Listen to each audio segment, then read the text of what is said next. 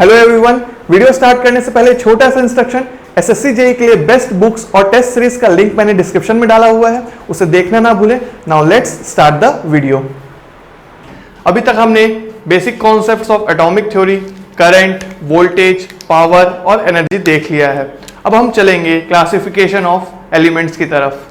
Classification of elements पे बढ़ने से पहले मैं आपको बता दूं पहले कि कैरेक्टरिस्टिक्स क्या होती है, खासकर वोल्टेज एंड करंट कैरेक्टरिस्टिक्स।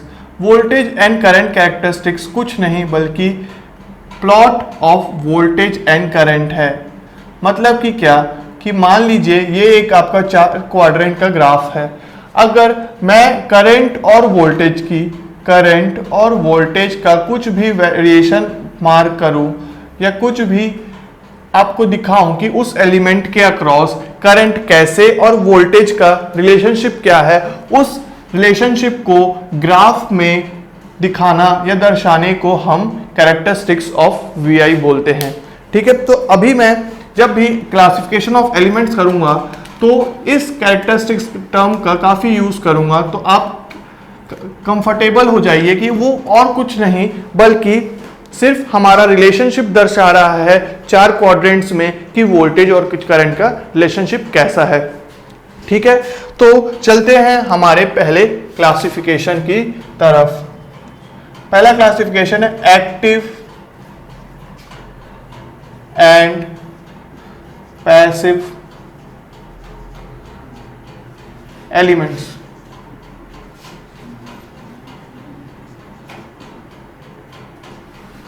आपको याद होगा मैंने आपको power, basic concept of power में बताया था कि पावर एब्जॉर्ब क्या होता है और पावर जनरेशन क्या होता है। हम करंट की डायरेक्शन और वोल्टेज पोलैरिटी से ये बताते हैं कि पावर एब्जॉर्ब हो रहा है कि डिलीवर हो रहा है। तो वैसे ही जो एलिमेंट्स या जो भी एलिमेंट्स हमारा पावर एब्जॉर्ब कर रहा है या फिर हम बोले कि उसमें एनर्जी डिलीवर की जा रही है, वो हमारा पैसिव एलिमेंट होता है। और जो भी एलिमेंट हमें पावर डिलीवर कर रहा है, मतलब कि हमें पावर दे रहा है और वो एनर्जी सप्लाई कर रहा है, उसे हम क्या बोलेंगे, एक्टिव एलिमेंट्स। तो अगर मैं इसका डेफिनेशन लिखूं तो elements which absorb power or energy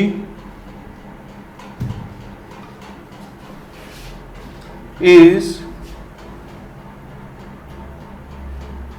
delivered, is consumed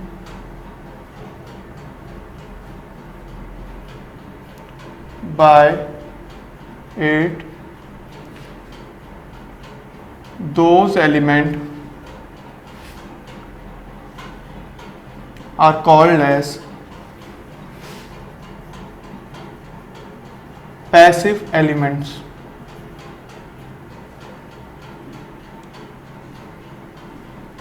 अगर इसको मैं मैथमेटिकली बताऊं कि पैसिव एलिमेंट्स क्या होते हैं, इसका मतलब ये होगा कि power is equal to V into I और energy is equal to integration of voltage into I dt। ये दोनों टर्म्स हमारे क्या होंगे, पॉजिटिव। मैंने आपको उस टाइम ही बताया था कि पावर केस 1 जो था हमारा, जब पावर एब्जॉर्ब हो रहा है तो हमेशा पॉजिटिव आता है। एनर्जी भी इस केस में पॉजिटिव होगी। तो मैं लिख सकता हूं power is equal to VI और VI dt is positive in case of passive element, क्योंकि हमारा पॉजिटिव पावर होना ही ये दर्शा रहा है कि उस एलिमेंट में पावर एब्जॉर्ब हो रहा है या फिर वो एलिमेंट पावर डिसिपेट कर रहा है या वो एलिमेंट पावर कंज्यूम कर रहा है। ठीक है, एग्जाम्पल लेते हैं इसका। Resistor capacitor, inductor and transformer. Right.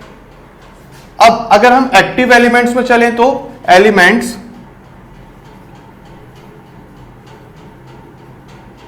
Which deliver power और energy,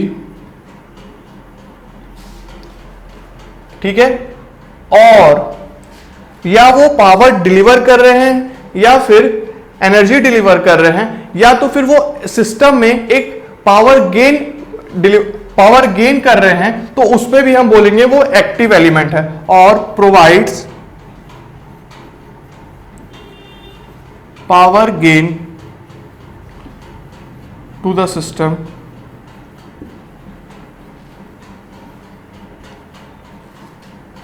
then it is considered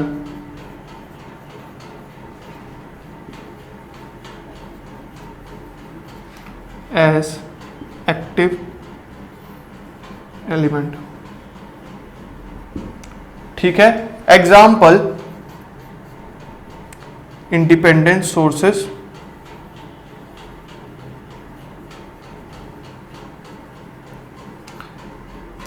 खास बात ये ध्यान रखेंगे कि इसमें आप ब्रैकेट में लिखेंगे नॉट ऑलवेज। जरूरी नहीं कि इंडिपेंडेंट सोर्सेज जो हैं वो हमेशा एक्टिव एलिमेंट से काम करें। हो सकता है कि उसका सर्किट कॉन्फ़िगरेशन हम ऐसा करें कि वो पावर एब्जॉर्ब कर रहे हो, तो उस केस में वो एक पैसिव एलिमेंट की तरह ही काम करेगा। पर जनरली इंडिपेंडेंट सोर्सेज हमारे एक्टिव एलिमेंट्स होते हैं।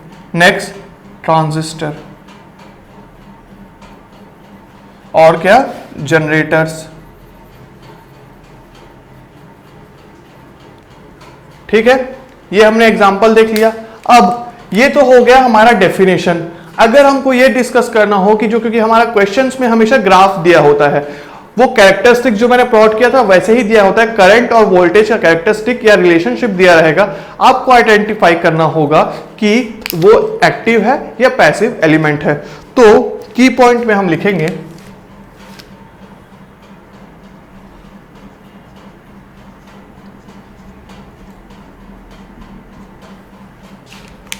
की पॉइंट में लिखेंगे कि if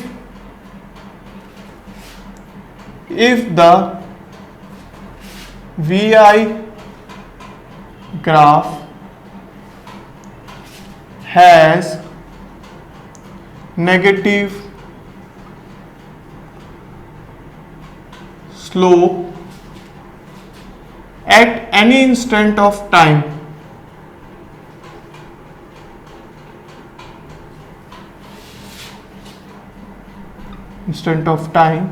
then it is an active element।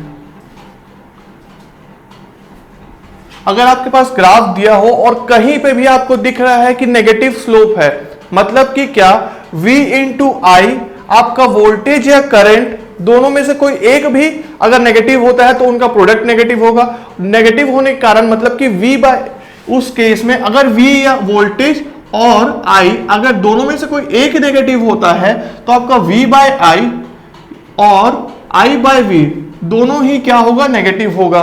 तो जब हम उसका कैरेक्टरिस्टिक्स ड्रॉप करेंगे तो उसमें जो स्लोप होगा वो नेगेटिव आएगा। और ऐसा अगर कहीं पे भी हो रहा है, इसका मतलब क्या हुआ कि वो एक एक्टिव एलिमेंट है, मतलब कि वो पावर और एनर्जी सप्लाई कर रहा है या डिलीवर कर रहा है। तो हमें कभी भी क्वेश्चन देख के बस उसी पॉइंट का आइडेंटिफाई करना है कि जहां पे वो स्लोप नेगेटिव हो। If the VI graph has a negative slope at any instant of time, then it is an active element, else it is an passive element. Next, जो आपका, आप कभी कभार ऐसा भी क्वेश्चन पूछ सकता है कि चार्ज कैपेसिटर या चार्ज इंडक्टर क्या एक्टिव एलिमेंट है, तो उस केस में भी आपको यह ध्यान रखना है कि वो दोनों एक्टिव एलिमेंट्स नहीं है, क्योंकि एक्टिव एलिमेंट्स का ये एक रिक्वायरमेंट होता है कि वो जो पावर सप्लाई करे वो इनफाइनाइट ड्यूरेशन तक करे, मतलब कि वो हमेशा करते रहे। पर क्या चार्ज कैपेसिटर और चार्ज इंडक्टर हमेशा के लिए एनर्जी सप्लाई कर सकते हैं? तो वो नहीं कर सकते। इसलिए चार्ज इंडक्टर और charge capacitor cannot supply power for infinite duration of time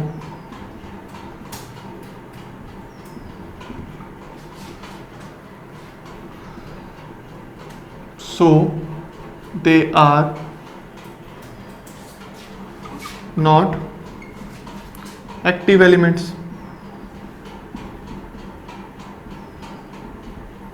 next, यहां पर भी कंफ्यूजन अब हो सकता है कि ट्रांसफार्मर क्यों एक्टिव एलिमेंट नहीं है।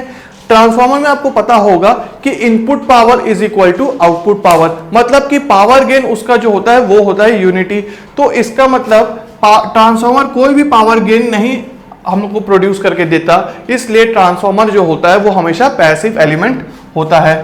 Transformer acts as N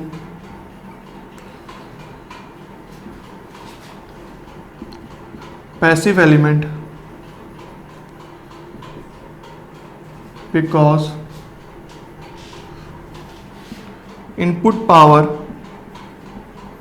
of is equal to output power, while transistor जो होता है provides power gain, so it act as an active element।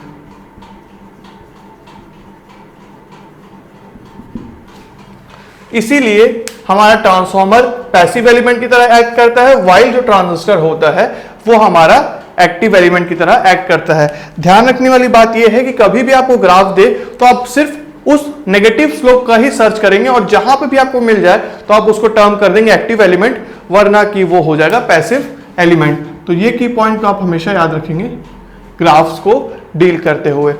Next classification आता है हमारा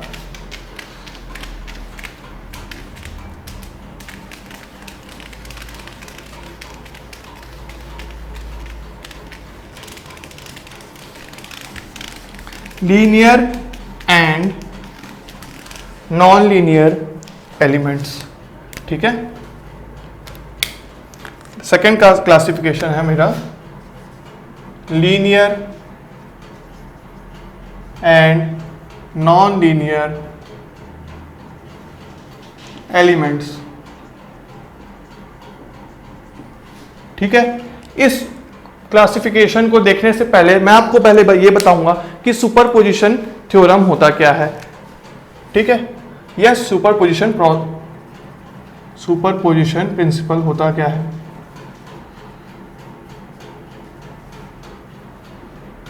सुपरपोजिशन में दो प्रिंसिपल सेटिस्फाई होनी चाहिए, एक है होमोजिनिटी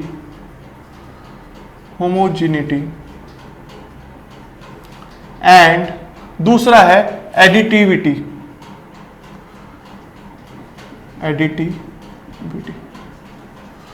ठीक है, सुपरपोजिशन को सेटिस्फाई करने के लिए होमोजेनिटी प्रॉपर्टी और एडिटिविटी प्रॉपर्टी दोनों ही सेटिस्फाई होनी चाहिए। जब दोनों ही सेटिस्फाई होंगे तभी जाके हमारा सुपरपोजिशन थ्योरम सेटिस्फाई होगा। अब होमोजेनिटी में होता क्या है, होमोजेनिटी में अगर हमारा जो इनपुट जो है अगर मैं उसको किसी कांस्टेंट या किसी भी गेन प्रोवाइड करता हूं, कोई भी गेन उसको प्रोवाइड करता हूं, और अगर उतना ही अमाउंट ऑफ गेन मुझे आउटपुट में दिख रहा है, तो इसका मतलब वो होमोजेनिटी प्रिंसिपल को सेटिस्फाई कर रहा है। मतलब कि क्या, इफ अगर ये इनपुट है किसी भी सिस्टम का और ये सिस्टम हो गया और ये आउटपुट हो गया, तो अगर मैं इनपुट को मल्टीप्लाई करूं ए से, एक गेन ए से, तो अगर मुझे आउटपुट में भी सेम वही जो पुराना आउटपुट था उसमें भी वही आउटपुट मिल रहा है, बस वो भी ए से मल्टीप्लाई हो गया है, तो उस केस में हमारा होमोजेनिटी प्रॉपर्टी सिंप्लीफाई हो जाएगा। Next, additivity property. मान लीजिए एक सिस्टम है, उस सिस्टम का मेरा पहला इनपुट है I1, इनपुट 1, और उसका आउटपुट है आउटपुट 1। ठीक है, सेम सिस्टम का मैंने दूसरा इनपुट दिया, इनपुट 2, और आउटपुट आया आउटपुट 2। राइट, अगर ये दोनों इनपुट को मैं एक साथ एक टाइम पे दूं और मेरा आउटपुट दोनों आउटपुट के रिस्पेक्टिव आउटपुट्स का सम हो, तो वो मैं बोल सकता हूं कि वो सिस्टम क्या है, एडिटिविटी सेटिस्फाई कर रहा है। मतलब कि क्या, इनपुट 1 प्लस इनपुट 2 को मैं एक साथ दूं और आउटपुट चेक करूं, तो आउटपुट 1 प्लस आउटपुट 2 अगर आ रहा है, तो मैं ये बोल सकता हूं कि वो सिस्टम एडिटिविटी प्रिंसिपल को भी सेटिस्फाई कर रहा है। और अगर कोई भी सिस्टम इस प्रॉपर्टी और इस प्रॉपर्टी को सेटिस्फाई कर रहा है और दोनों को सेटिस्फाई करने से वो सिस्टम सुपरपोजिशन प्रिंसिपल को भी सेटिस्फाई करेगा। ठीक है, तो आपको क्लियर हो गया होगा। सुपरपोजिशन प्रिंसिपल को सेटिस्फाई करने के लिए हमको होमोजेनिटी और एडिटिविटी दोनों सेटिस्फाई करना है, और होमोजेनिटी और एडिटिविटी को भी हमने देख लिया। जो भी एलिमेंट इस सुपरपोजिशन प्रिंसिपल को सेटिस्फाई करता है वो होता है हमारा लीनियर एलिमेंट्स। तो linear elements are those elements which satisfy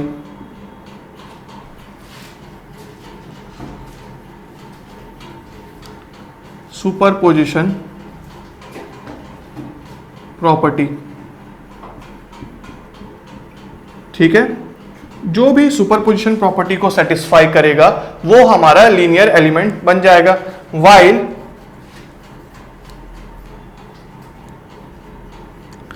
non-linear element does not। ठीक है, जो एलिमेंट सुपरपोजिशन प्रॉपर्टी को सेटिस्फाई नहीं करता है वो हमारा नॉन लीनियर एलिमेंट हो जाएगा। Example of linear elements,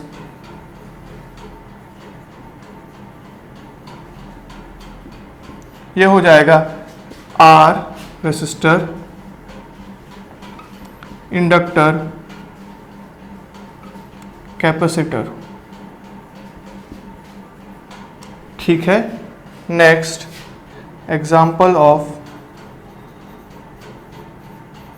non linear elements, वो हो जाएगा चार्ज्ड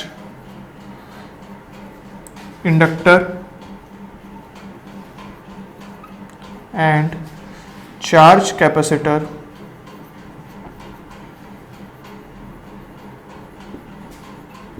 फिर ट्रायक, डायक, SCR और डायोड। ठीक है, ये सारे एलिमेंट्स भी हमारे क्या हो जाएंगे, नॉन लीनियर एलिमेंट्स। और अगर मैं ग्राफ में देखूं कि वो एलिमेंट कैसा होगा,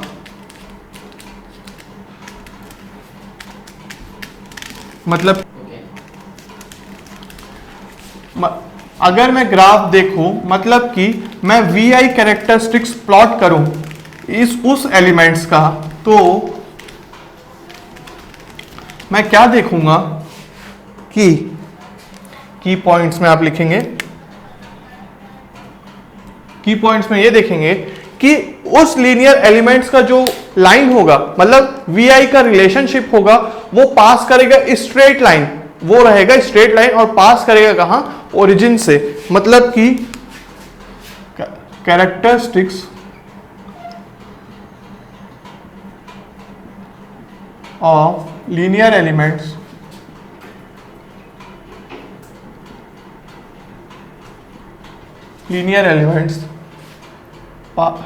are have straight line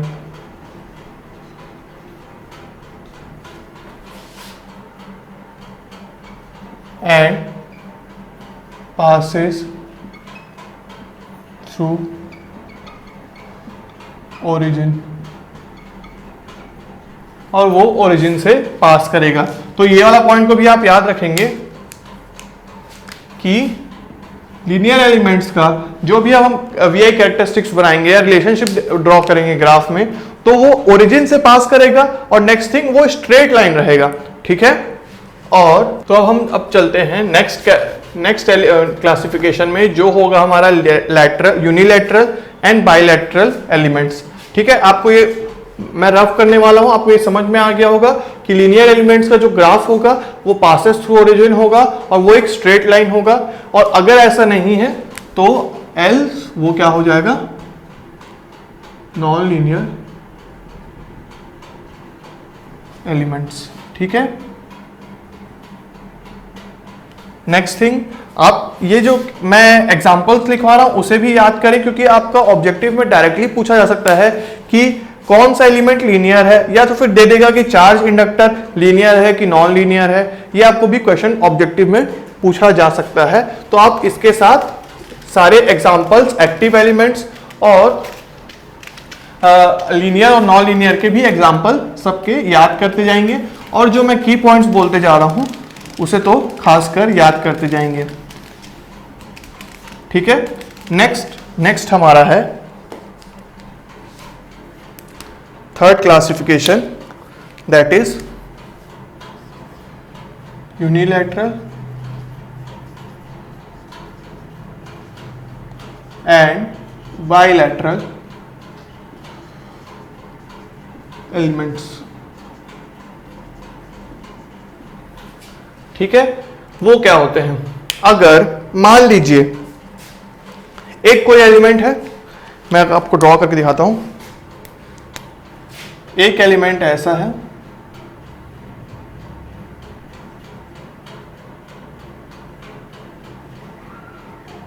ये है वोल्टेज, और दूसरा केस में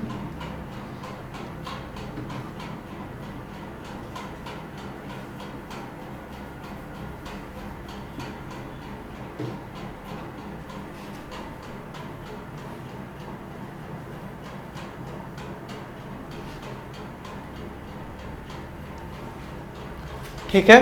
तो मैंने एक एलिमेंट लिया ऐसा, जिसके अक्रॉस मैंने एक बैटरी या वोल्टेज सोर्स कनेक्ट किया, और ये था उसका पॉजिटिव टर्मिनल और ये था नेगेटिव टर्मिनल, और मैंने देखा कि ये करंट इधर से फ्लो हो रहा है। अब इस करंट का मान लीजिए वोल्टेज और करंट ऐसे फ्लो हो रहे हैं, और ये एलिमेंट अब कुछ इंपीडेंस ऑफर कर रहा है। ठीक है, इंपीडेंस ऑफर कर रहा है।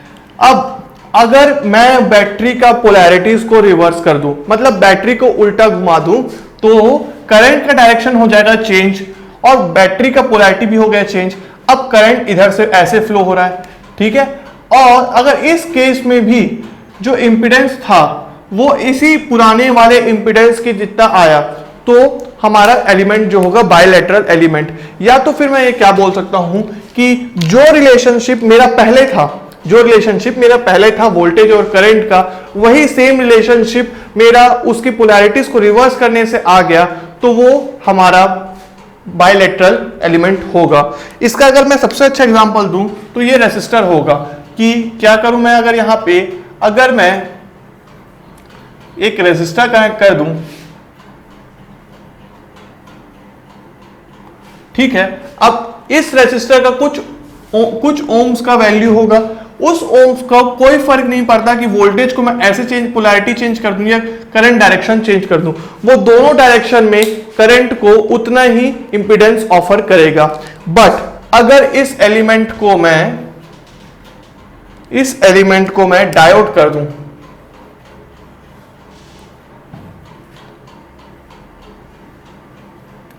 तो क्या वो उतना ही इंपीडेंस ऑफर करेगा? नहीं। इस बार ये फॉरवर्ड बायस है, फॉरवर्ड बायस में करंट फ्लो होगा, इंपीडेंस कम रहेगा। बट अगर मैं इसकी पोलैरिटी को रिवर्स कर दूं तो ये हमारा डायोड हो जाएगा रिवर्स बायस, इंपीडेंस बढ़ जाएगा। मतलब कि क्या हुआ, ये उतना इंपीडेंस उतना ही पुराना जितना इंपीडेंस नहीं दे रहा है, और जो हमारा रिलेशनशिप था करंट और वोल्टेज का वो भी चेंज हो चुका है। इसका मतलब क्या हुआ कि डायोड हुआ हमारा यूनिलैटरल एलिमेंट। तो आप ये एग्जांपल याद रखेंगे रेसिस्टर और डायोड का। और अगर मैं इन लोग की डेफिनेशन लिखूं, एलिमेंट्स विच establish same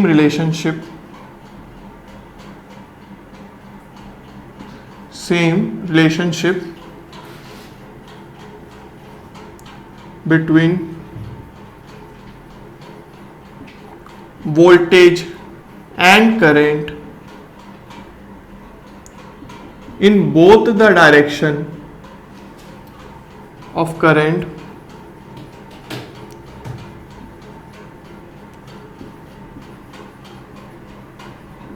और क्या बोल सकता हूं मैं, और ये बोल सकता हूं, और offers same impedance in both the direction of current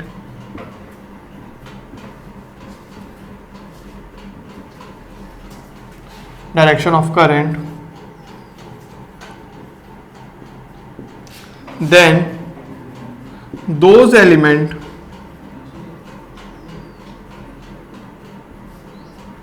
are termed as bilateral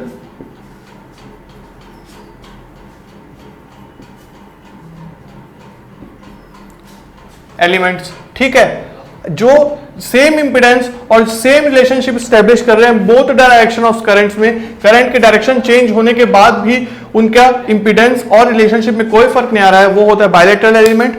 और दूसरा और विच जो ऐसा नहीं कर रहे हैं, जो एलिमेंट्स ऐसा नहीं कर रहे हैं, उसको हम बोलेंगे एल्स यूनिलैटरल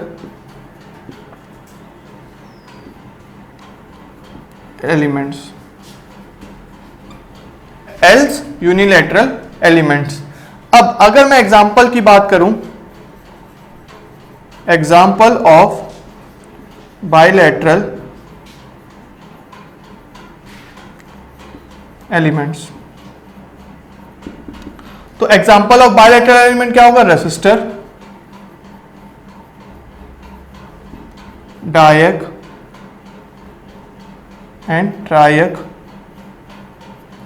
ये हो जाएगा मेरा बायलैटरल एलिमेंट्स का एग्जांपल। ऑफ यूनिलैटरल में लूं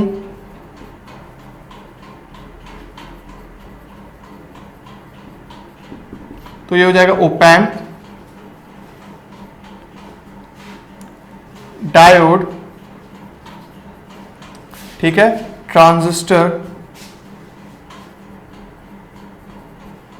ये हो जाएगा मेरा यूनिलैटरल।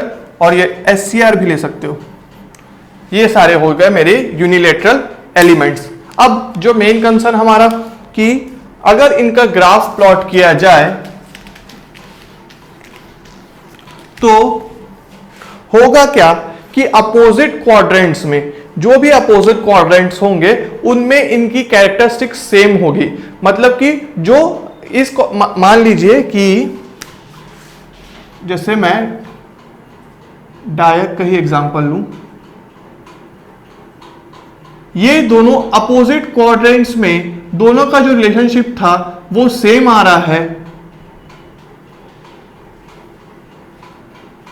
डायक के केस में, इसलिए वो हमारा एक बायलैटरल एलिमेंट हो रहा है। ठीक है, अपोजिट क्वाड्रेंट में सेम हो रहे हैं, इसलिए ये बायलैटरल एलिमेंट्स है। अब सो elements whose VI relationship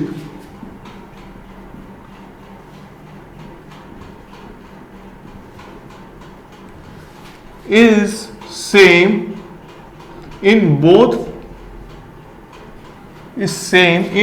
the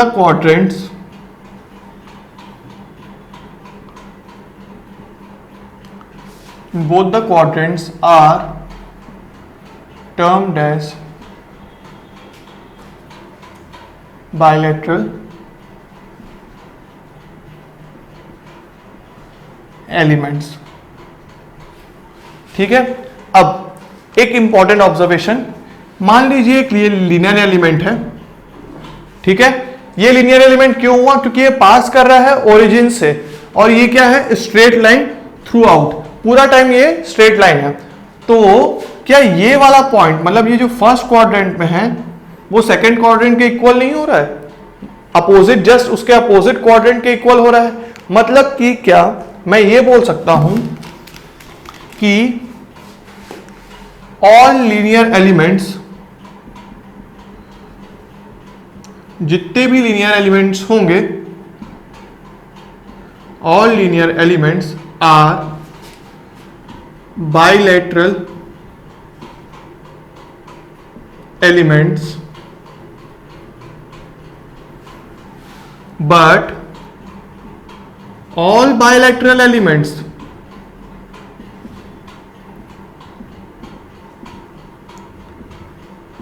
are not linear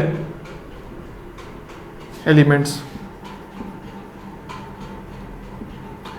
जैसे कि मैंने आपको बताया कि लीनियर तो हो, हर लीनियर एलिमेंट बायलैटरल तो होगा ही, पर अगर मैं एक बायलैटरल का, जैसे डायक का ही एग्जांपल लिया मैंने, उसका कंसीडर करूं तो इसमें ये तो है बायलैटरल, पर क्या ये लीनियर है? नहीं, क्योंकि ये स्ट्रेट लाइन नहीं फ्लो अलाउ कर रहा है, भले ही ये ओरिजिन से पास कर रहा है। इसका मतलब कि क्या हुआ? हर लीनियर एलिमेंट बायलैटरल हो सकता है, पर हर बायलैटरल जरूरी नहीं है कि वो लीनियर हो। तो हम ये वाला पॉइंट को भी याद रखेंगे। और दूसरा, हम ये आइडेंटिफाई करेंगे कि बायलैटरल एलिमेंट का वो ओरिजिन से पास होना चाहिए, और वो एक अपोजिट क्वाड्रेंट में, जो भी same in opposites quadrant, same in both the opposite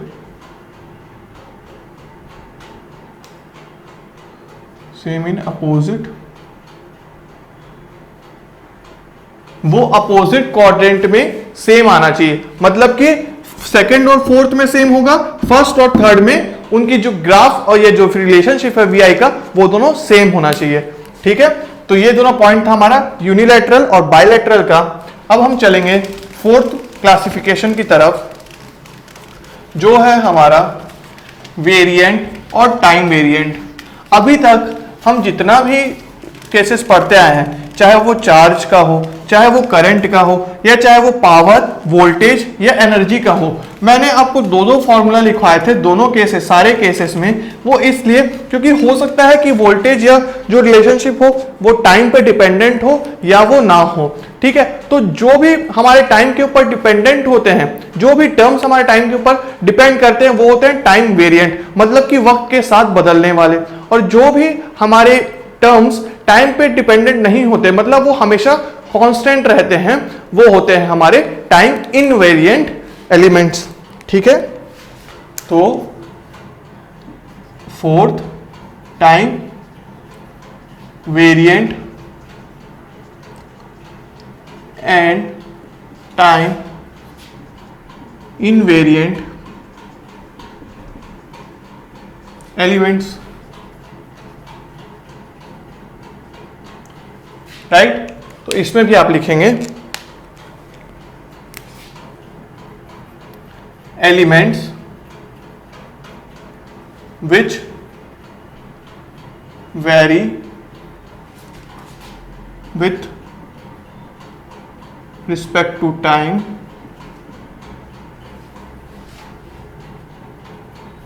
are termed as time variant elements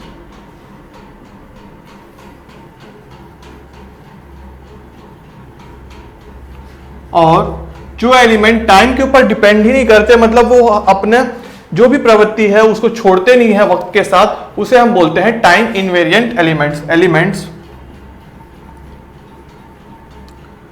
which does not vary with respect to time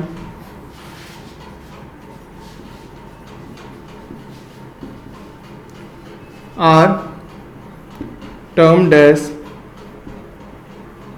time invariant element.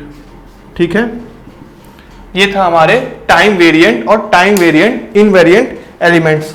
Fifth classification में हम चलेंगे, जो कि होता है हमारा लम्प्ड और डिस्ट्रीब्यूटेड एलिमेंट्स। कभी भी आप कोई भी न्यूमेरिकल देखें तो हो सकता है कभी आप देखें कि ऐसा मेंशन किया होता है कि the lumped network given below. Lumped network मतलब कि क्या, कि वो सर्किट जिसमें separation of current, separation of capacitor, inductor और रेसिस्टर का पॉसिबिलिटी हो, मतलब उनकी सेपरेशन की पॉसिबिलिटी हो।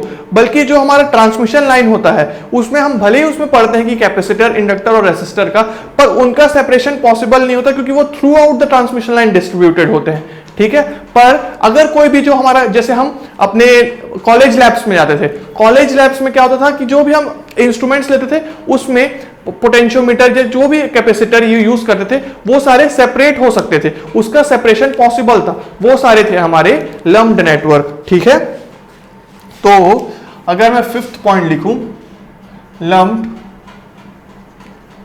एंड डिस्ट्रीब्यूटेड एलिमेंट्स या फिर network,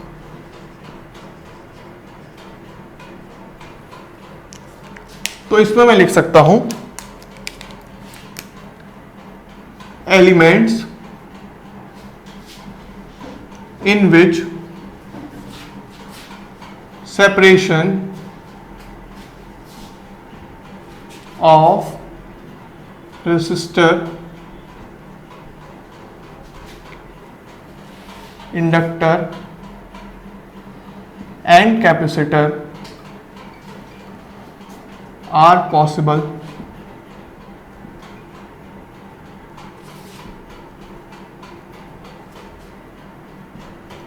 are termed as lumped network,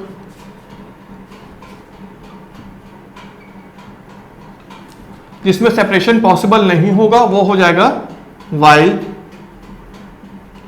if separation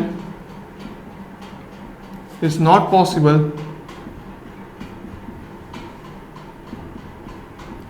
then it is termed as distributed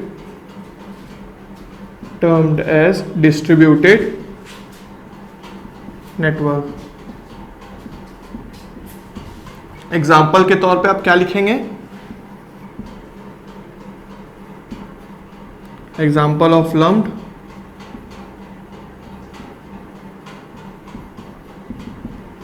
lab, ठीक है, साइंस लैब एक्सपेरिमेंट लिख सकते हैं,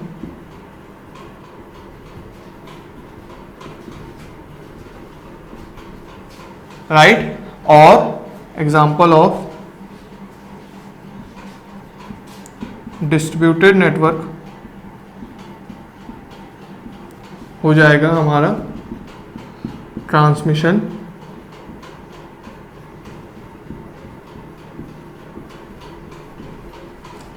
लाइन। ठीक है, तो यहां पे हमने क्लासिफिकेशन ऑफ एलिमेंट्स देख लिए।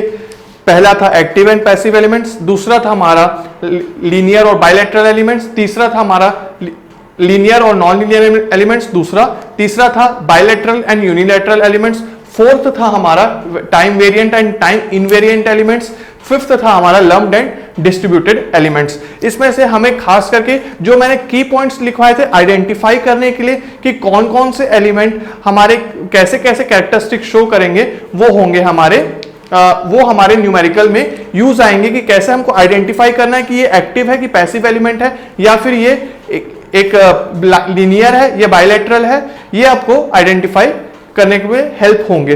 तो आपको याद रखना है उन की पॉइंट्स को और इसमें दी गए एग्जांपल्स को कि कौन कौन से एलिमेंट्स क्या है। अब चलिए हम चलते हैं कुछ न्यूमेरिकल्स की तरफ जिसमें हमको पता चल जाएगा कि कैसे हमको टैकल करने हैं इस ग्राफ वाले न्यूमेरिकल्स को। ठीक है, thank you everyone for watching this video till the end. Please like this video and share it with your friends, and if you are new to this channel, subscribe to our YouTube channel and don't forget to hit the bell icon to get the latest updates. SSC JEE के लिए best books और test series का link मैंने description में दे दिया है, और अगर आप हमारा टेलीग्राम चैनल ज्वाइन करना चाहते हैं तो उसका लिंक भी मैंने डिस्क्रिप्शन में और फर्स्ट कमेंट में दे दिया है। तो मिलते हैं नेक्स्ट वीडियो में, तब तक के लिए हैव अ गुड डे, सी या।